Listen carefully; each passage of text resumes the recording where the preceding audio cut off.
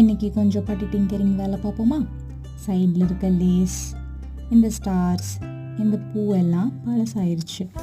So இதெல்லாம் தூக்கி போட்டுட்டு புதுசு மாற்றிடலாம். மேலே இருக்க கயிறும் பிஞ்சு போயிடுச்சு. ஸோ இதெல்லாம் கட் பண்ணி தூக்கி போட்டுட்டு இந்த குருவிக்கு ஒரு புது மேக் ஓவர் கொடுக்கலாம். மேலே இருக்க டஸ்ட்லாம் க்ளீன் பண்ணுறதுக்கு ஒரு ஸ்பாஞ்ச் வச்சு க்ளீன் பண்ணிடுவோம்.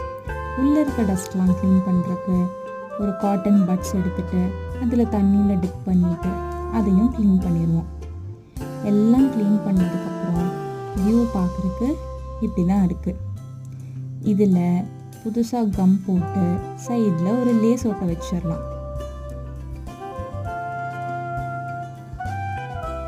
ஃபுல்லாக லேஸ் ஒட்டிட்டு பார்க்குறதுக்கு இப்படி தான் இருக்குது. இதுக்கப்புறம் எக்ஸிபிட்ஸிலேருந்து வாங்கின குட்டி குட்டி ஃப்ளவர்ஸ் எல்லாம் கம் போட்டு அங்கங்கே ஒட்ட வச்சிடலாம்.